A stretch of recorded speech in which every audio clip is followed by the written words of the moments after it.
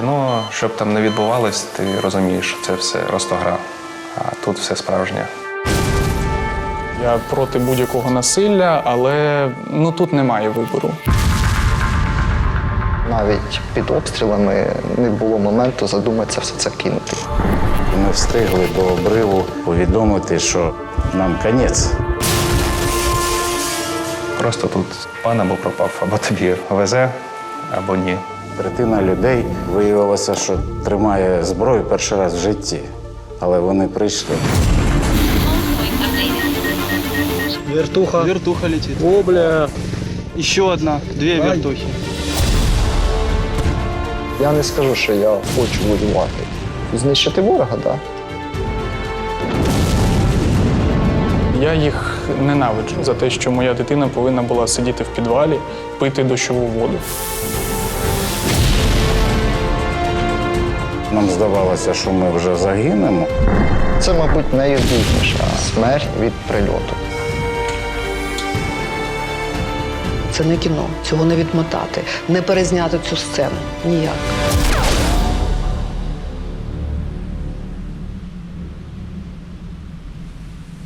На війні мене називають ангел.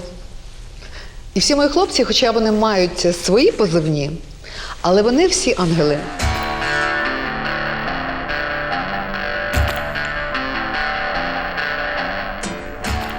І як шуткує наш комбат, ми ангели.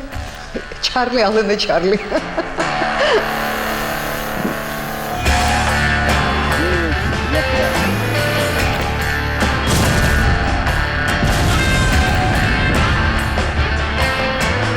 Поїхали?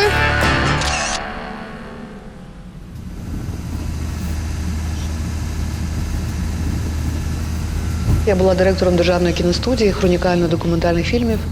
Займалася кіновиробництвом, як продюсер, інколи як режисер. До речі, коли я возила свій фільм останній, прем'єрила у Львові, в Рівному, і такий був тур-вояж, і фінально мав бути прем'єра в Києві. І от вона не сталася через війну.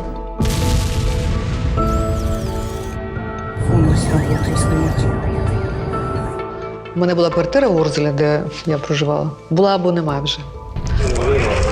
Горить наш дом. Прилетіли, гради чи ще щось. І згоріли 2 верхніх поверхи, тому що МЧС не працює, зрозуміло, окупація. А там 2 дні горіло все, вигоріло. 2 поверхи. І моя квартира в першу чергу, тому що 5-й поверх – мансарда. 24 лютого о 4 годині ранку вийшла на балкон, почула звук, якийсь літак дуже низько летів, ворожий. І почалися вибухи і стрілкатня, або вони десант висадили.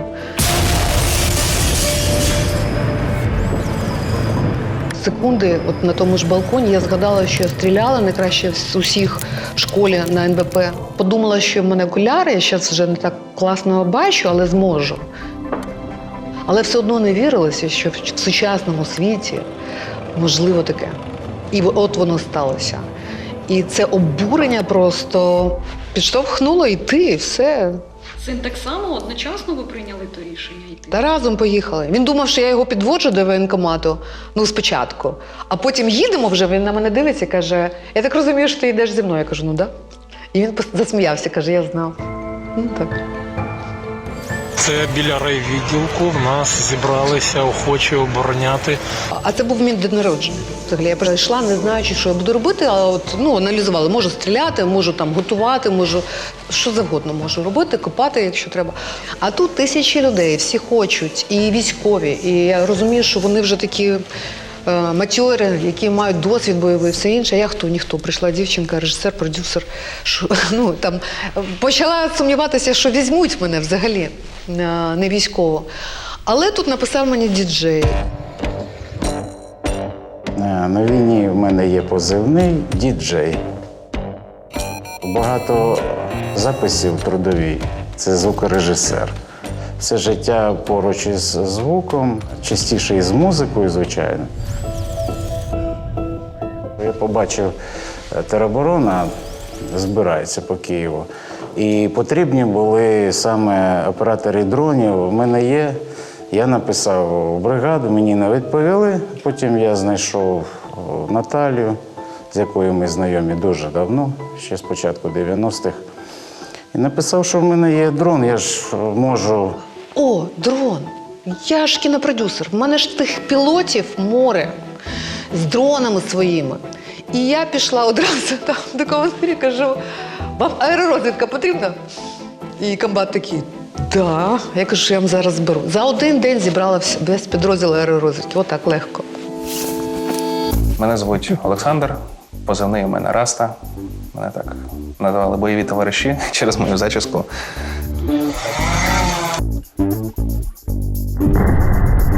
До війни працював в сфері кіновиробництва, працівник, так сказати, бекстейджу, встановлював там обладнання деяке. Я не думав, чим я саме буду займатися, буду я там розвідником чи ще кимось. Я побачив, що потрібні пілоти дронів. Все про інше я не думав. Обдзвонила всіх своїх операторів, які за всі роки моєї роботи працювали зі мною в різних рекламах, там, кіно. 25 лютого я побачив, що там 128 БТРО там, робить аеророзвідку, там треба люди. От вони перші, хто мені відповів, це, собственно, брала Наташа. І от я тут з'явився. Байрактар, пішли. Я зазвичай з тої сторони кадру, це зараз за камерою, тому це зараз для мене так трошки нервово, не знаю. По освіті режисер масових свят, а так стало, що занесло в цю стезю і почав займатися відеозйомками. Шелест, але насправді цей позивний ще не прижився.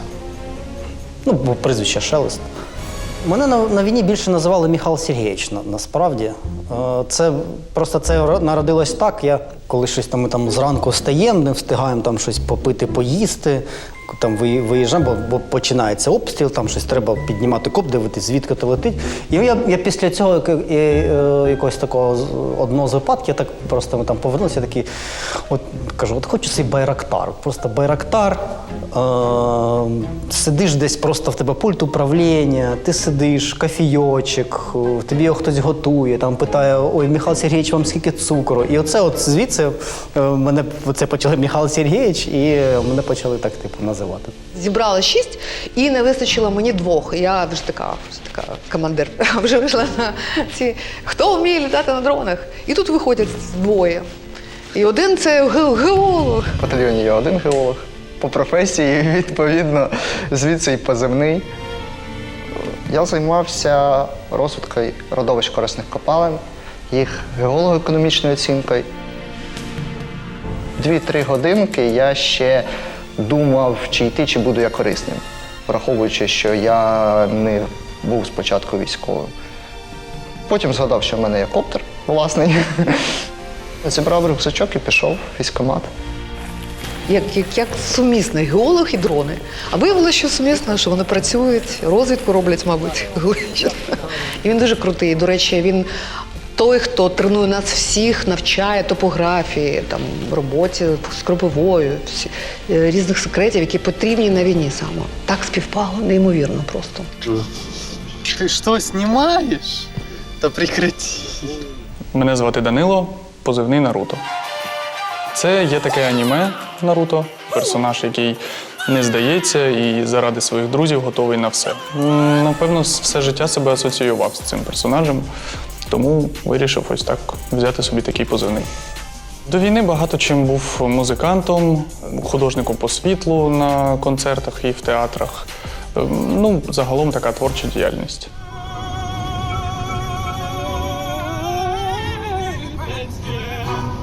И я сам с Мариуполя. Второй. Это уже второй вывод. Сейчас третий будет. Сейчас будет третий летит. Заходить третій. Ніхто не розраховував, що місто просто авіабомбами зітруть вщент. Авиаудар произошел на ПГТУ. Весь час ми жили без благ цивілізації, скажімо так, без зв'язку, без світла, без води. Жили в підвалі, їли там тарілочку рису в день, доводилось ходити шукати дрова, щоб хоча б якось виживати. Быстро одеваемся в підвал! Я їх ненавиджу зараз за те, що моя дитина повинна була сидіти в підвалі і пити дощову воду. Виїхав я десь під кінець березня, початок квітня, я не можу точно дату згадати. І ми їхали 3 сім'ї. Нас їхало 9 чоловік в одній машині.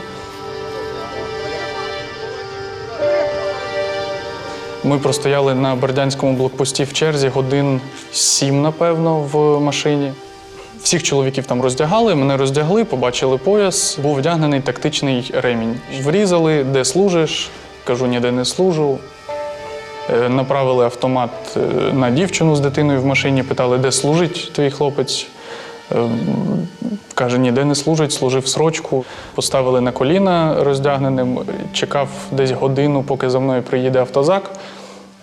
Забрали в автозак і відвезли в відділ поліції Бердянський. Там ніч попитали, побили, відповіді ніякої не отримали. Скажімо так, впав на дурачка. Ну і вдалося вийти під ранок. Такий трошки був тривожний момент. Ребра поболіли, але нічого.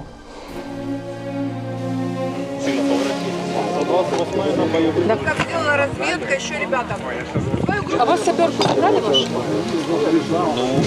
Нас поки що 8. Але мають розширити нам. Дуже багато хто проситься до нас в підрозділ, і ми його будемо розширяти. Чекаємо на штатку. Якось так вийшло, що дійсно зібралось багато людей, пов'язаних або з кіновиробництвом, або Я не скажу, що вони в місті сідають і обговорюють кіно. Насправді цього абсолютно немає. Говоримо про все, що нас зацікавило, в хобі, в кого які думки. У нас всіх одне поєднує, тому тут все дуже просто. На знімальному майданчику режисер головний, а оператори, як команда, да? Так само тут, так воно само вийшло. Ніяк я стала, я просто зібрала і все, ми працювали раніше, я була командиром, а вони мої пілоти так і є.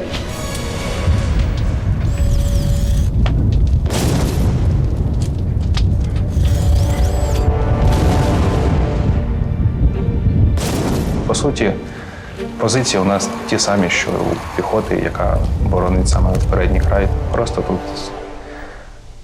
пан або пропав, або тобі везе, або ні.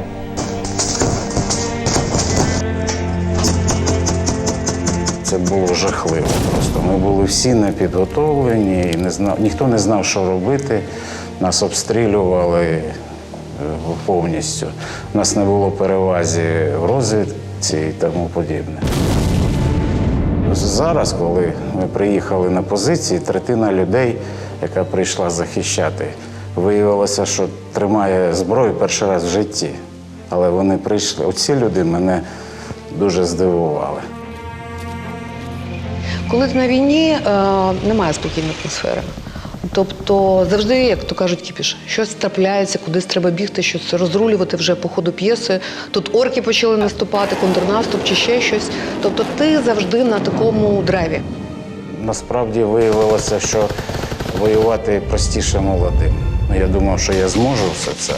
А тут в бронежилеті виявляється, що це вже не так просто. А молоді пруть вперед, їм простіше.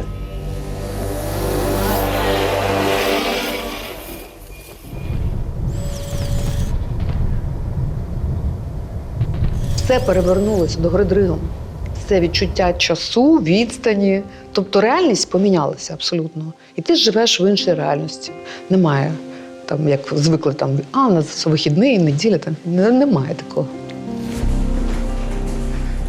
Живемо по-різному, в залежності від того, куди нас закидає будь-яке приміщення, скажімо, клуб. Все, веселяємося, карімати. Як ти вважала? Це наша розполага. Диван мой. Тут шмаття. Спочатку був культурний шок. найгрізніше місце, скажімо так. Я не маю на увазі в окопі, навіть краще інколи буває, ніж в якихось закинутих будівлях, де все поросло там павутиною, де там якісь дохлі мухи чи ще щось. Я починаю прибирати. Мої всі переміщення починаються, хлопці сміються і кажуть, не прибирай вже так, будь ласка, тому що я починаю мити, прибирати все, вікна навіть мию, якщо це будівля.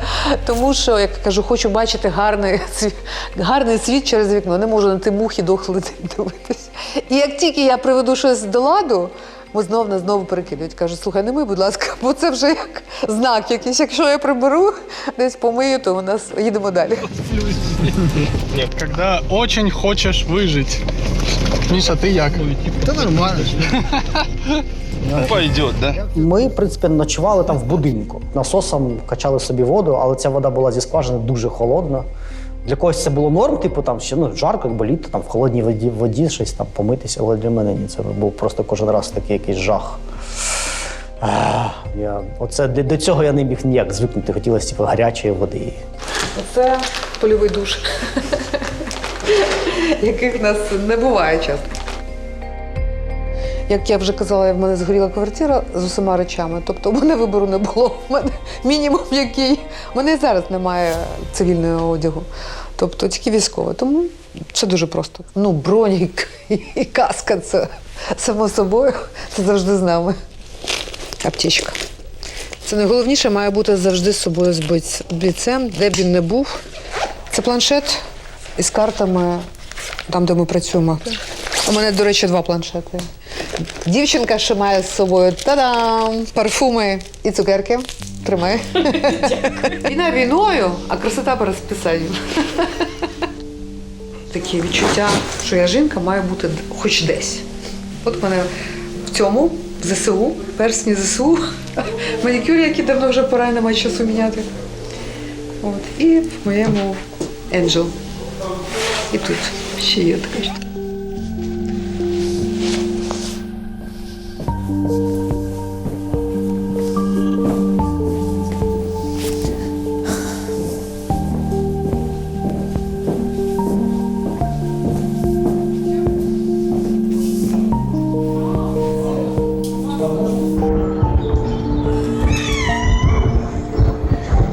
Что сегодня кушать хочешь?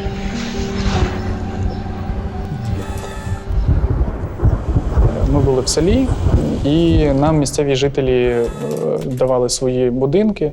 Це село все одно постійно було під обстрілами. Звідти майже все цивільне населення виїхало, залишились тільки бабусі, дідусі. В нас була можливість іноді виїжджати в місто і там купляти собі якусь їжу, тому ми часто сухпайки і консерви роздавали цим бабусям, дідусям місцевим, бо вони живуть, от як я жив в Маріуполі, вони так само живуть там. Вертуха. Вертуха летит. О, бля. Еще одна. 2 вертухи.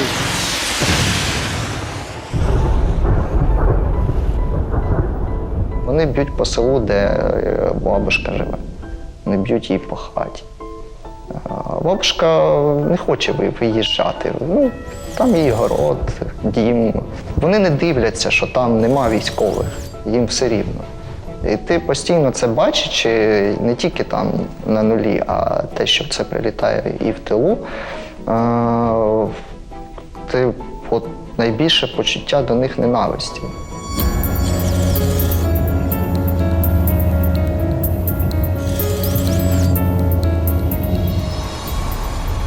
Страшно було це, коли відбулася ворога ротація, і вони виявили будинок, в якому жили наші колеги з іншої бригади взагалі. По них почало пролітати один за одним снаряд. Дуже точно, прямо от, як говорять, як рукою ложили.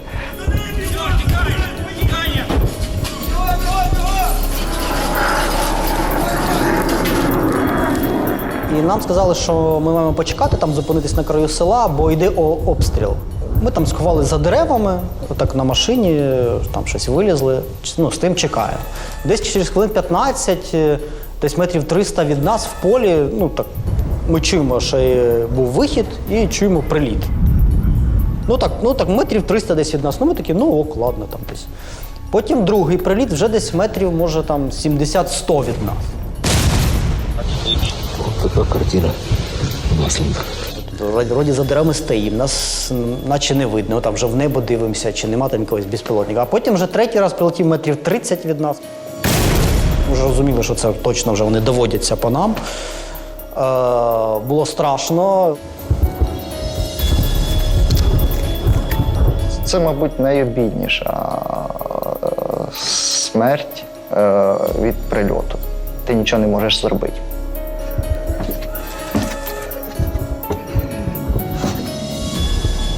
Кожен обстріл – це втрата зв'язку. У нас були старлінки, і кожен обстріл – це рвуться кабелі, потім 2 години їх треба там скручувати, щоб знову вийти на зв'язок, і ми встигли до обриву повідомити, що, собственно, нам кінець.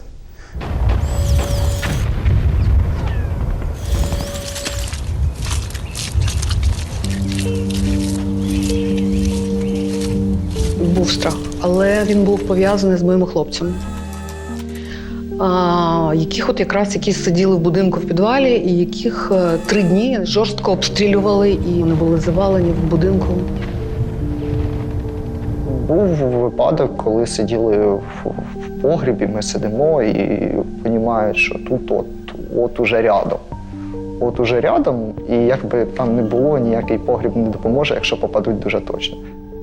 Кіно, що б там не відбувалось, ти розумієш, що це все просто гра, а тут все справжнє.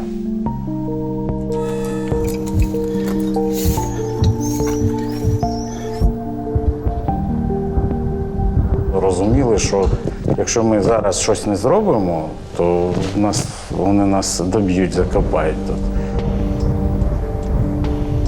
Сын отработал почти.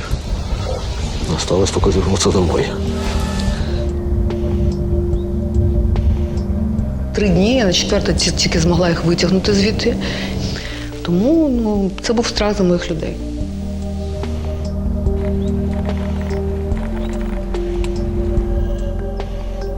Шановні українці, ми 128-й батальйон 112-ї бригади територіальної оборони Києва. Не знаємо, що ми тут робимо.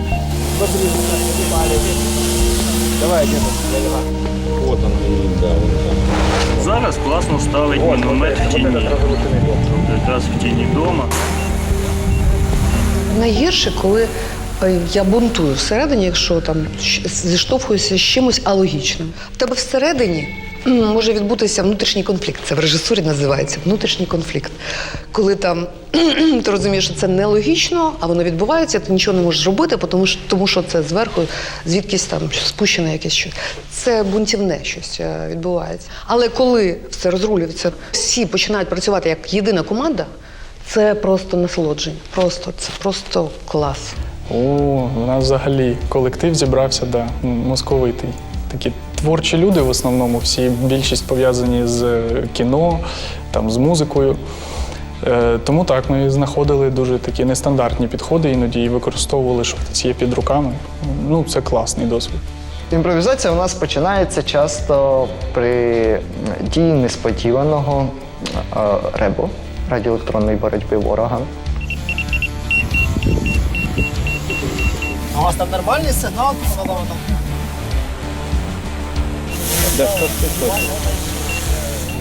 Це постійно бувало. Десь в якийсь момент починає втрачатися коптер, лізеш на дерево, залазиш на кришу будівлі, і ти так світишся ворогу, потім швидесенько підловив коптер і тікаєш назад. Я не знаю насправді, наскільки це нормально, але коли втрачається сигнал, у мене в голові тільки одне. Там обстріл, не обстріл, і я маю якось витягнути коптер назад.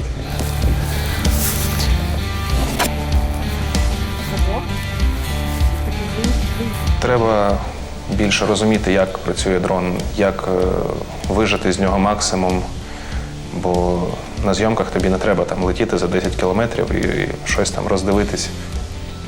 Раста тренувався багато на фронті саме. Літав, треба було розвідати, треба було там пролетіти під навісом такий в ангарі, щоб побачити, що там сховане. в орків, яка техніка, він це зробив. Одного разу він втратив дрон, але він навчився багатьом речам. Як літати проти вітру, як враховувати вітер, напрямок руху. І він літає на цьому інструменті дронові 13 кілометрів, не 8, на 5 кілометрів більше. Рекорд на Mavic 3 – це 13 кілометрів, так, щоб повністю висадити батарейку. Ну, це теж я прийшов до цього не одразу.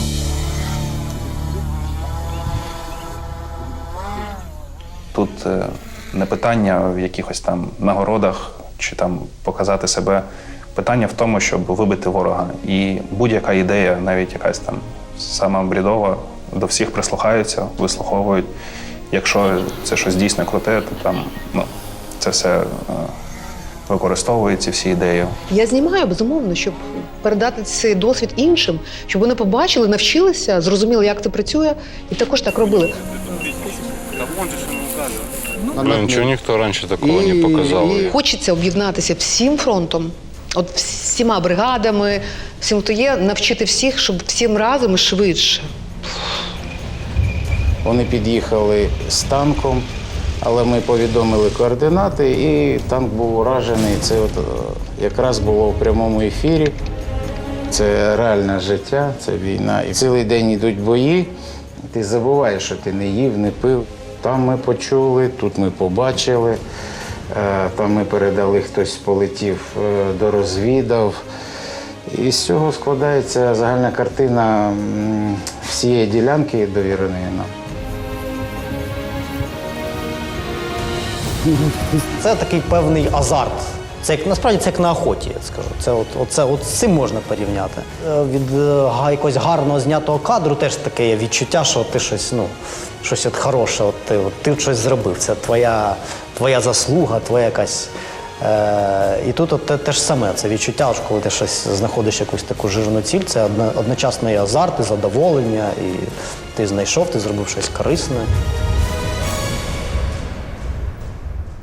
Ой, та багато. В нас, в принципі, кожен день майже, добре, кожен другий день у нас були крупні риби.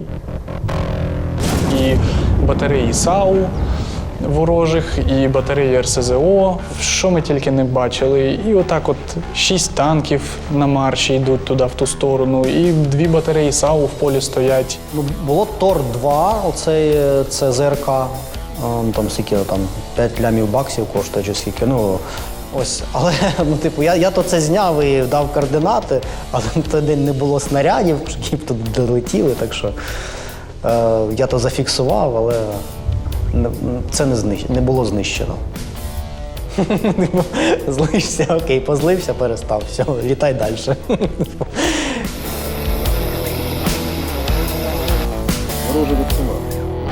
Ти з тої сторони бачиш, ці машинки з буквою Z, там щось від них прилітало, але якось так воно було. А потім одного разу я побачив, як вони в селі мародьорять. Вони там, було видно у дворі, там якісь лахи, і вони ці лахи в автобус такий, бистренько так. І оце був переломний момент, мене це дуже розізлило. Мене це, аж так, аж захотілося, щось їм зробити погане. До цього такої злості не було. Воювати потрібно грамотно, потрібно вмикати мозок. Вибрати між тим, щоб вбити 3 людей або покалічити, потрібно вибирати покалічити. Тому що з 300-ми більше возні, більше затрат різних ресурсів. Потрібно обирати більш раціональний вибір. А в мене іноді хапає якась неконтрольована лють, і я так не можу. Я вибираю менш правильний вибір. Мене комбат називає маньяком через це.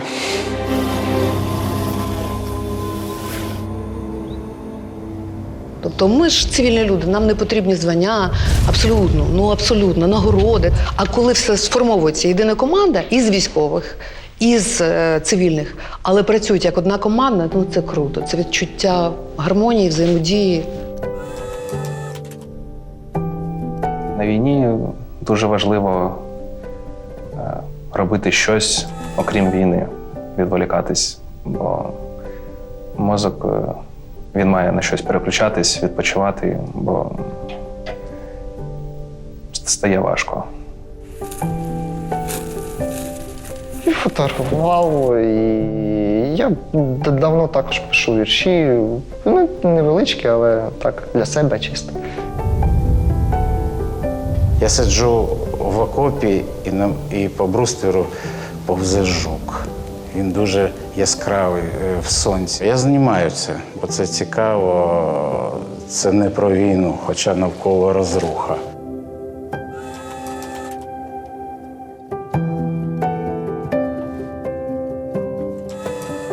Ну, от горить, зривається хата. От горить хата, в якому зривається БК. І ти розумієш, що це красиво. Там, ну, ти якби облітаєш, знімаєш. Навіть у мене було таке там, я поставлю зараз 50 кадрів, ще зніму, щоб це потім замедлить. Ну, але це насправді це по-справжньому. Все це взривається, горить. От. То да, так буває. Я дуже люблю спостерігати за чимось красивим, естетичним. І от коли ти навіть просто працюєш, ти можеш побачити суперкрасивий захід сонця, ти можеш побачити неймовірно красивий пейзаж, який хочеться просто ти фотографуєш і просто його собі відкладаєш, як художня фотографія вже в тебе виходить. Летиш, там якась прикольна погода, гарний закат, і ти навіть там зробив якусь розвідку, там вертаєшся, наприклад, такий, ух ти, клас. Типу, таке, нажимаєш рек, і це вже спрацьовується твоє як попереднє життя, коли ти просто бачиш щось красиве, і ти от, там все одно це включається, ти там можеш щось ще таке просто красотою пізняти. Ой, є в мене відео, хлопці грають на якійсь трубі такі довжелезні, я навіть не знаю, може це від танка.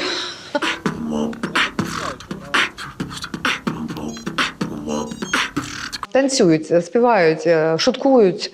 А як інакше? Ніяк. Заважає те, що я багато чую, те, чого не чують інші.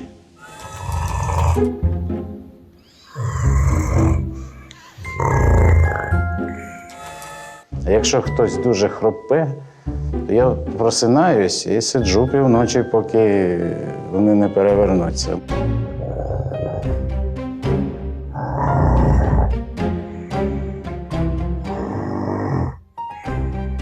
Я хочу, щоб всі вночі не хропіли, бо це жахливо. Теж нацисти всі, бендерівці, ми всі. І ми завжди з цього сміємося.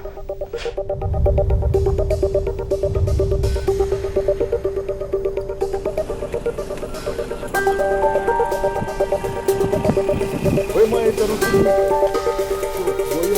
бойове. Я дуже багато аналогій, бачу дуже багато всього, що поєднує мою професію з професією військового.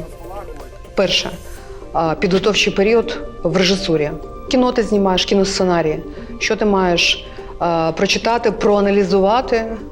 Так само на війні. Ти маєш спочатку, перш ніж щось робити, підготуватися, проаналізувати, де ти, що в тебе є, яка зброя, хто там, орки, вороги, хто свій, скільки актори, там, наприклад, режисер. Да? Вони мають там познайомитися один з одним, співпрацювати в сценах. Так само ти знайомишся з сусідніми підрозділами.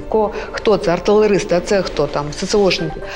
Що в кого є, в кого інструменти. Давайте об'єднаємося і будемо робити разом справу. Це так точно працює на війні і там в кіно, в театрі буде. Далі, режисура. Режисура, що ми робимо? Що перше? Репетиції, до речі. Тобто спочатку це треба на карті все продумати, проаналізувати, хто куди йде, де летить, звідки це все абсолютно аналогічно тому, що я роблю в цивільному житті.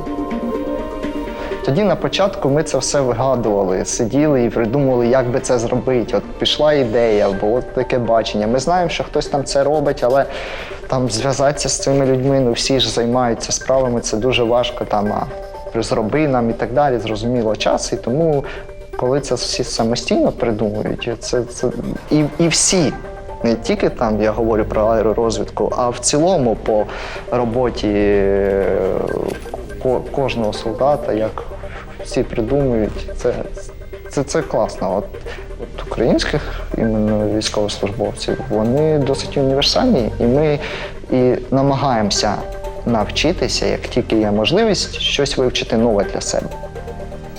Навіть там, від саперної до снайперської справи. Кіно на майданчику або на фронті в окопі збираються купа різних людей, абсолютно різних. Там хтось там програміст, хтось там якийсь авіаконструктор, хтось ще щось. Але з усіма цікаво, з усіма знаходиться спільна мова, бо всіх об'єднує одна справа. Ну, я ж не військова. Ти потрапляєш в якісь умови, ти починаєш аналізувати, розуміти, що тут, як відбувається. І як правильно, ти не знаєш. Одного разу сказала про це свою думку, про те, що вам не здається, ну, командирам, а вам не здається, що професійні військові інколи не можуть зробити те, що роблять там ТРО. Чому? Тому що ТРО набрані люди звідусіль. Це директори якісь компаній, айтішники, комп'ютерщики, ще хтось, які мали свої бізнеси. До речі, у нас в батальйоні у нас є рота там взагалі там депутатів, є прокурорів. Реально, люди звідусіль. І ці люди, які, наприклад, бізнесмени, вони стратегічно, вони звикли керувати. З них, до речі, виходять класні взводні та ротні. Вони вміють будувати, вибудовувати, керувати людьми, продумувати стратегію розвитку підприємства і таке інше, зважувати ризики. Тобто, і вони креативні. Якщо так не йде бізнес, а якщо ми так по-іншому зробимо, тобто в них немає бар'єрів, якісь обмежень, як є у військових. Військові знають, що це не можна, а це треба докласти, треба почекати зверху, там, щоб дали добро. Ми не знаємо цього взагалі. І із-за того, що ми не знаємо, слава Богу, наше керівництво розуміє, що до нас треба інший підхід. І завдяки цьому, це, до речі, всі говорять, що це відрізняє нашу українську армію від орківських. Тому що ми перелаштовуємося на цей інший підхід, на не вертикальну, а горизонтальну роботу. Нас дуже часто, не дуже часто, майже завжди, ініціатива йде знизу. Тобто вони продумують операції, пропонують їх вище. І це, ну, класно реально, це працює. Слава Україні!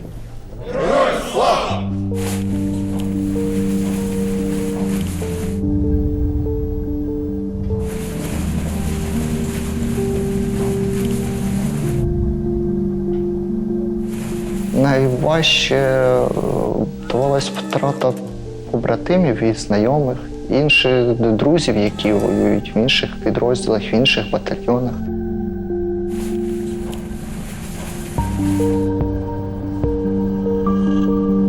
Коли я була в реанімації, лежала там з запаленням легенів, і на перший день я прийшла туди, і на другий день був контрнаступ наш. І дуже багато 300-х і 200-х привозили. Я допомагала, тому що не вистачало рук. І це факт. Але це ситуація, в яку ти включаєшся, і просто тебе немає емоцій чи думок про це. Ти в цьому, і ти допомагаєш, робиш. І якщо ти раніше там боялася чи крові, чи що, то тут нічого не боїшся, тому що ти включаєшся в процес і допомагаєш, і робиш. Безумовно, я ніколи цього не забуду. Ніколи. Коли ти очікуєш, в операційні 37 хвилин реанімують і намагаються врятувати, і він не врятований. Коли це сталося, я навіть сказала, все, я пішла спати. Тобто я зрозуміла, що все, не врятували, видихнула, пішла спати абсолютно як робот, спокійно. Але наступного ранку, коли я вийшла з палати і побачила листочок, на якому написано його ім'я, прізвище, ім'я, дату народження, я, коли побачила, що це дата народження мого сина, в мені включилась мама, я пішла до палати, поплакала, заспокоїлась, вийшла і все. Тобто, ніхто не віднімав від нас нашої людської натури там, чи материнської якоїсь. Тобто це є, а слава Богу, інакше це було б погано.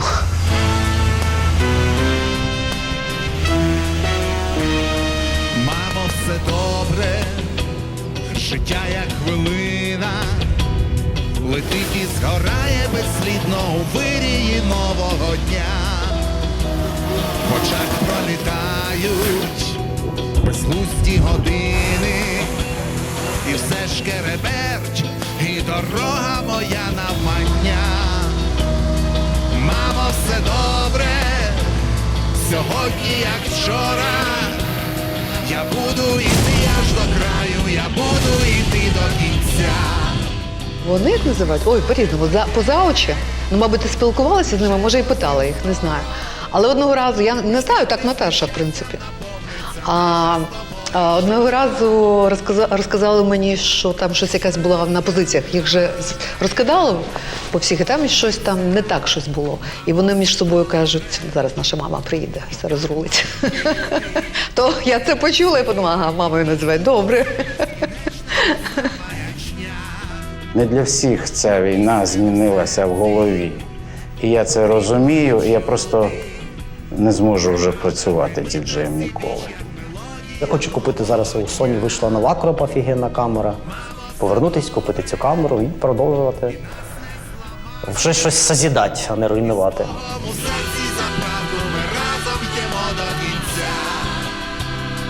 Повернутися додому в Маріуполь. Побачити друзів в першу чергу. Хочу побачити друзів. Перше після цього це буде десь подорож, хоча б там по Європі, чи десь кудись далі.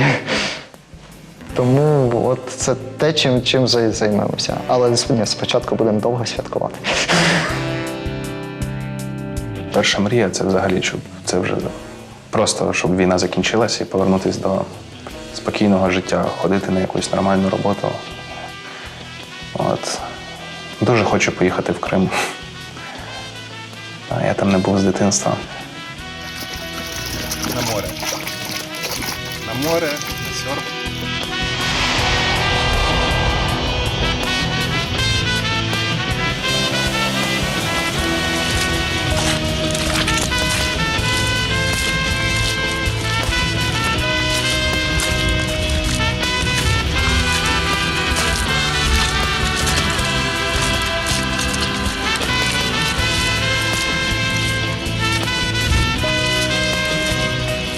Щастям хай наповниться життя.